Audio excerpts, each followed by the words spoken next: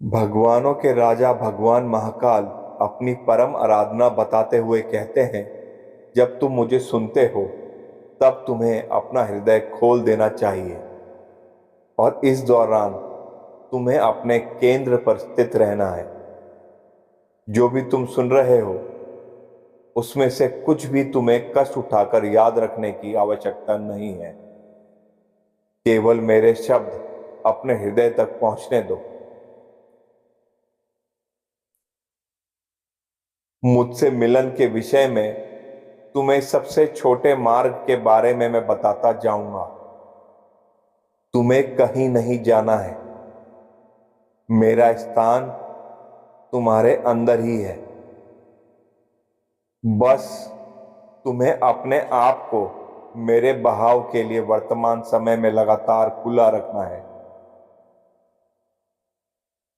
जो याद रखे जाने के लिए तैयार है वो स्वतः ही याद रख लिया जाएगा।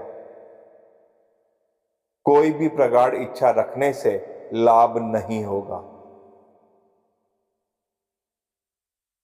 याद रखा जाना स्वयं ही घटित होगा।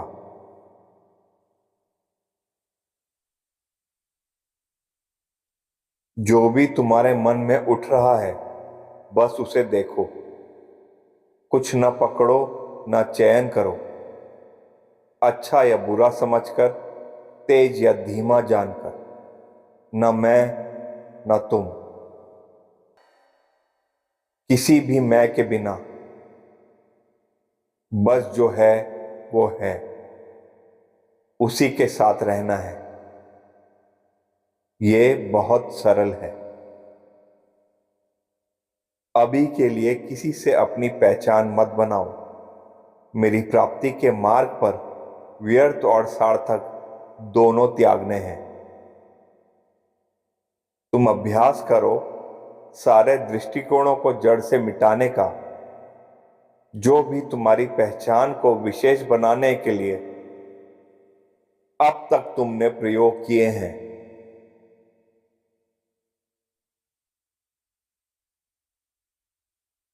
जब तुम जन्म, बुढ़ापा, बीमारी और मृत्यु को साफ साफ देखोगे तभी तुम प्रशंसा और आलोचना के पार देख पाओगे। लाभ और हानि के पार देख पाओगे। आनंद और पीड़ा के पार देख पाओगे। सम्मान और अपमान के पार देख पाओगे।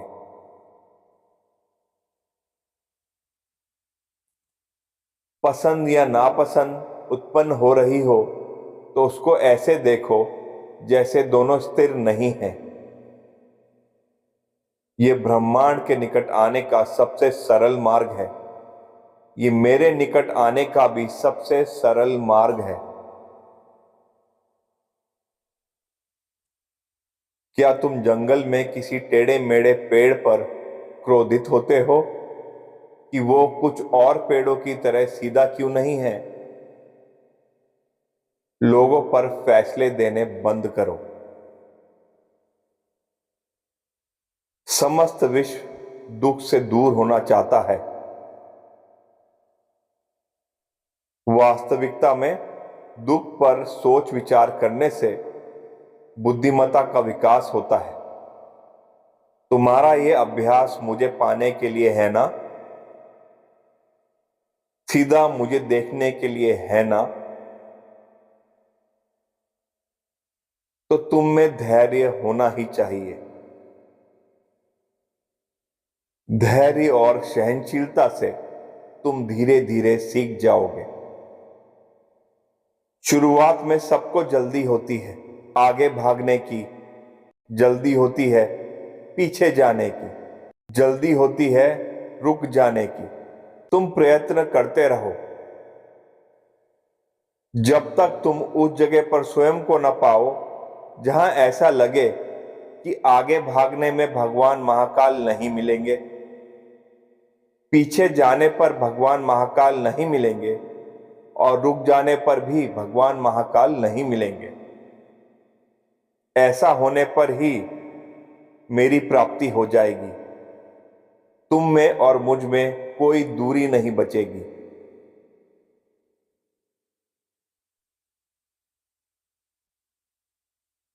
तुम्हारा हृदय एक पिंजरे में रहता है और उस पिंजरे में एक शानदार शेर भी रहता है। तुम्हारा बेचैन मन जब जो चाहता है, यदि उसे ना मिले तो वो परेशानी पैदा करता है। इसलिए मुझसे एक होने के लिए अनुशासन की आवश्यकता पड़ती। मेरे कुछ प्रेमी मुझसे एक होने की अनेक अवस्थाओं से ही मंत्रमुग्ध हो जाते हैं, अथवा उनकी पहुंच अवस्थाओं तक ही सीमित होने लगती है। ऐसी अवस्थाओं के साथ खेलने में आनंद भी आता है,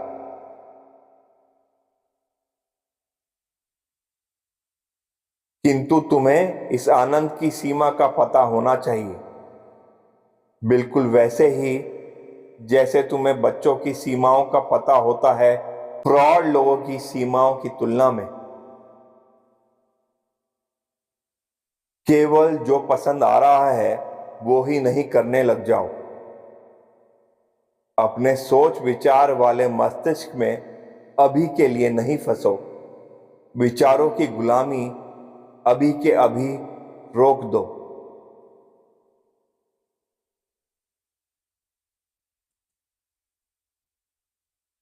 तुम्हें लगातार नासमझी भरे विचारों की नदी के विरुद्ध बहना है। इसी को अनुशासन कहते हैं। जब तुम मुझ में एक होते हो तो तुम जो चलता आ रहा है उसकी पहुंच से स्वतः ही दूर हो जाते हो। ऐसा प्रथम बार स्वप्न रहित निद्रा में होता है और होता चला जाता है। पर आजकल के समय में कई लोग संसार में इतना फंस गए हैं, इतना उलझ गए हैं कि उन्हें निद्रा अवस्था के दर्शन भी बहुत कठिनाई से होते हैं। ऐसे में वो मुझसे बहुत दूर हो जाते हैं। मुझसे मिलन भाषा के पार की बात है। तुम केवल मुझको जानने और मेरे तक पहुंचने वाले रास्ते को देखना सीखो। मैं इसके बारे में और भी तुमको बताऊंगा, बस इतना ही काफी है।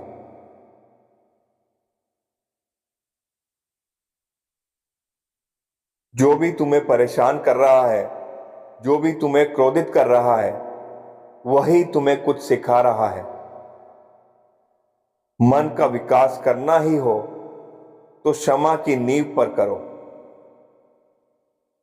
प्रशंसा या लाभ या किसी और फुसलाने वाले भाव को मन में जगह मत दो। यदि तुम थोड़ा क्षमा करोगे तो तुम थोड़ी शांति पाओगे। यदि तुम ज्यादा क्षमा करोगे तो ज्यादा शांति पाओगे। और यदि तुम संपूर्णता क्षमा कर दोगे तो तुम संपूर्णता शांत हो जाओगे, शांति में वास करोगे, बिल्कुल मेरी तरह।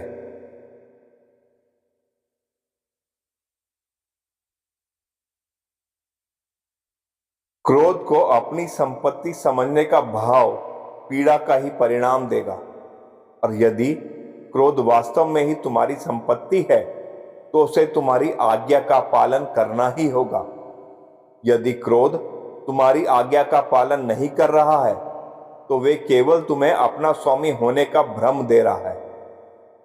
क्रोध के प्रेम में मत पड़ा करो। जब भी मन प्रसन्न हो या दुखी हो, उसके प्रेम में मत पड़ो, क्योंकि भाव और भ्रम एक दूसरे के जुड़वे भाई हैं।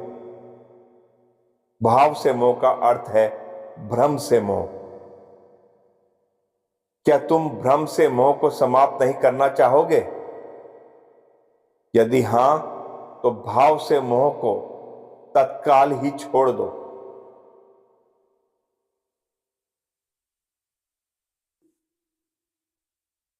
दो तरह के दुख हैं, एक जो तुम्हारे पीछे आएगा और तुम्हारे पीछे हर स्थान पर जाएगा, और दूसरा दुख है जिसका सामना तुम सीधे सीधे करके आजाद हो जाते हो।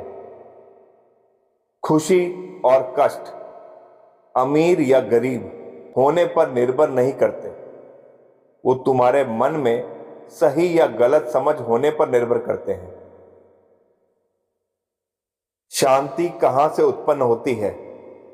शांति तब उत्पन्न होती है जब हम उसको क्षमा करते हैं जिससे हमारा बैर हो, जिससे हमारा लंबा संघर्ष चल रहा हो।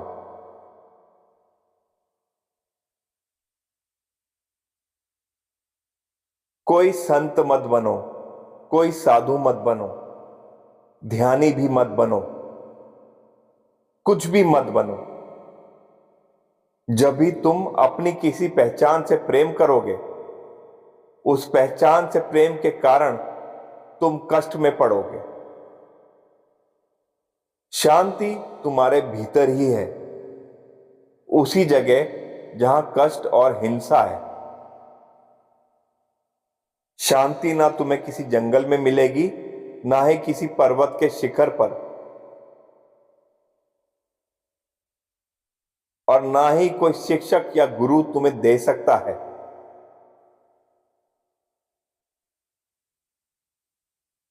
जहां तुम्हें दुख मिलेगा, वहीं से तुम्हें दुखों से आजादी भी मिलेगी। दुखों से भागने की कोशिश में दुख तुम्हारी ओर और तेजी से भागने लगता है। एक व्यक्ति नदी को बहते हुए देखता है। वो नदी के बहाव की दिशा को बदलना नहीं चाहता।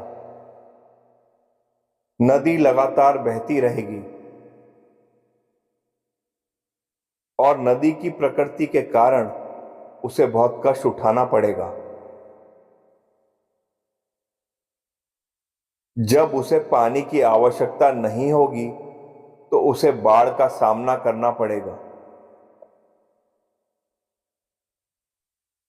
और जब उसे पानी की आवश्यकता होगी तो उसे सूखे का सामना करना पड़ेगा। दूसरा व्यक्ति भी नदी को देखता है, परंतु वो जानता है कि नदी की प्रकृति निरंतर बदलाव की होती है। उसकी निजी पसंद या नापसंद के परे, इसलिए उसे कष्ट नहीं पहुंचेगा। वो नदी के बहाव के अनुरूप अपनी आवश्यकता का निर्माण करेगा। बाढ़ के समय वो अपना आशियाना समेटेगा और झरनों का आनंद लेगा। सूखे के समय वो तीर्थ यात्रा पर निकल जाएगा। अस्तित्व के मूल स्वरूप को नदी की भांति जानना। अस्तित्व को एक मूल स्वरूप मानना जहां किसी भी प्रकार का आनंद या रोष हमेशा व्याप्त नहीं रह सकता। अपनी पहचान के बिना उसको पाना जो अमर है, स्थायी है और कष्टों से मुक्त है। जगत में शुद्धतम शांति को पहचानना।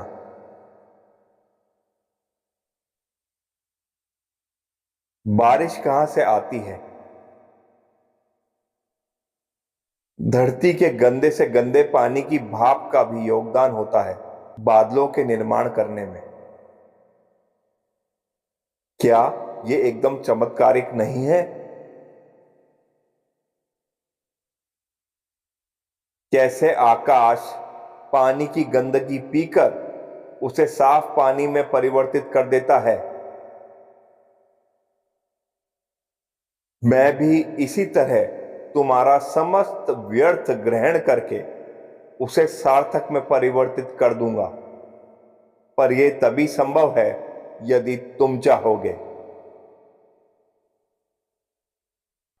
वस्तुएं वैसी ही हैं जैसी वो हैं। वो किसी को दुख नहीं देती, जैसे एक कांटा। क्या एक कांटा दुख देता है क्योंकि वो बस एक कांटा है?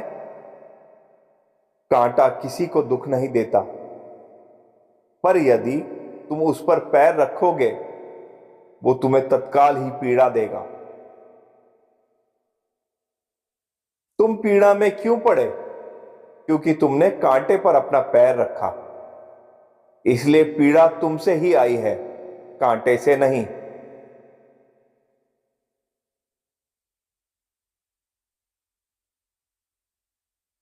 हृदय केवल हृदय ही है, विचार और भाव केवल विचार और भाव ही हैं। वस्तुओं को वैसे ही रहने दो जैसी वो हैं। शांति को खोजना एक मूछ वाले केचुए को ढूंढने जैसा है। तुम शांति को ढूंढ नहीं पाओगे, पर जब तुम्हारा हृदय तैयार होगा, शांति तुम्हें ढूंढते ढूंढते तुम तक पहुंच जाएगी। तुम साधना करते हो क्षमा करने की, शांति को अपनाने की, किंतु वस्तुओं के मालिक बनने का अभ्यास तुम्हें निरंतर होता रहता है, अनजाने में, अपने दैनिक जीवन में। मुझसे मिलना तभी संभव हो पाएगा जब तुम्हें कुछ और चीज पाने की इच्छा नहीं होगी।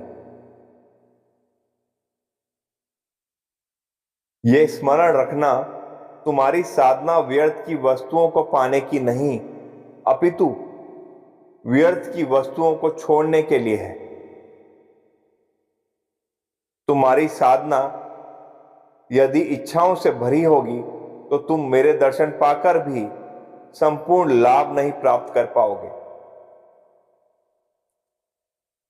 तुम्हारी इच्छाओं और जरूरतों का मैंने ख्याल रखा ही हुआ है, इसलिए इच्छाओं के विचार और चिंता के बोझ को मुझे मौन प्रार्थना के साथ सौंप दो। बस कुछ ना मांगो, ना कुछ कहो, मुझे सब पता है। मुझे पाने के लिए जब तुम ध्यान लगाने बैठते हो और तुम्हारे समक्ष कोई विचार प्रकट हो, तो उसे कहो, मैंने तुम्हें भगवान महाकाल के सुपुर्द कर दिया है। तुम्हारा विवेक निरंतर तुम्हारे पास है। जैसे एक पका हुआ सेब अपने ही कच्चे हरे स्वरूप में छिपा होता है, जब तुम खुश होते हो तब तुम कहीं भी जाते हो तो खुश ही रहते हो। जब तुम्हारा विवेक जगता है, तुम जहां भी देखोगे तुम्हें मेरी ही मेरी महिमा दिखाई पड़ेगी।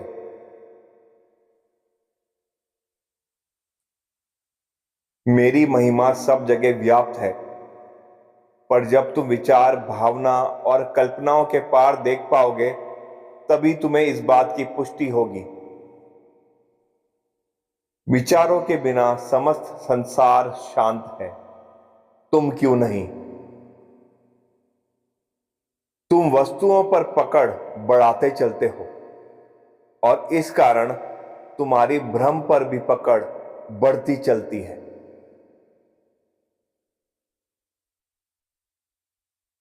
प्रकृति को मौका दो कि वो तुम्हें चिड़ियों की चहचहाटों को सुनना सिखा पाए, और फिर अपने अनुभव को प्रकृति को ही सौंप दो। यदि तुम प्रकृति को जान पाए तो तुम मुझे भी जान पाओगे। यदि तुम मुझे जान गए तो तुम प्रकृति को जान ही जाओगे। मैं एक पेड़ के जैसा हूं। पक्षी पेड़ के पास ही आते हैं, जो पेड़ की शाखाओं पर बैठते हैं और पेड़ पर उगे फलों को खाते हैं। फल मीठे भी हो सकते हैं और खट्टे भी हो सकते हैं, या किसी और प्रकार के भी हो सकते हैं। पक्षी आपस में कभी मीठा बोलते हैं और कभी खट्टा, किंतु पेड़ के दृष्टिकोण से पक्षी कुछ ध्वनि उत्पन्न कर रहे हैं। तुम्हारे पास जीवन में समय सीमित होता है। तुम जीविका उपार्जन में निरंतर ही व्यस्त रहते हो, इसलिए तुम्हें दूसरों को सिखाने का व्यर्थ प्रयास नहीं करना चाहिए। स्मरण रखना, तुम्हें स्वयं पर विजय पानी है, किसी और पर नहीं। कहीं आने जाने, बैठने उठने या लेटते समय तुम्हारा ध्यान इसी तरह एक दिशा में लगना चाहिए, जैसे मैंने तुम्हें उपरोक्त बताया है। किसी विचार पर नहीं, किसी मानसिक गतिविधि पर नहीं, और मैं की भावना पर भी नहीं। यदि तुम ऐसी साधना करोगे और निरंतर अपने ध्यान को मुझ पर लगाओगे, जैसे कि मैंने तुम्हें बताया है, तो मेरा वचन है कि तुम में जल्द ही विवेक का निर्माण होगा। और ये मेरे तक पहुंचने की सबसे तीव्र साधना है। विवेक के बिना मुझ तक पहुंचना संभव ना हो पाएगा।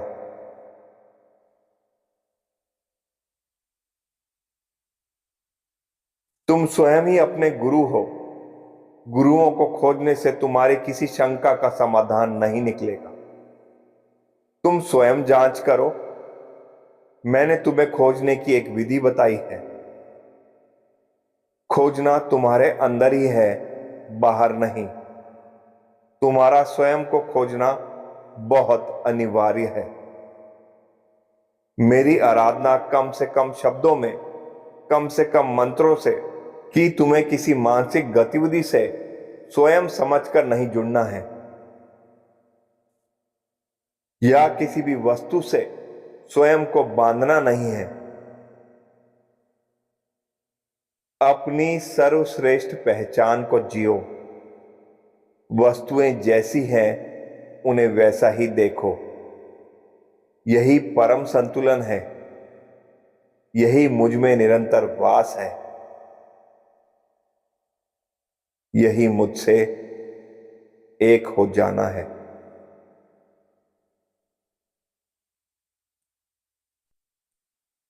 तुम्हें बहुत बहुत आशीर्वाद।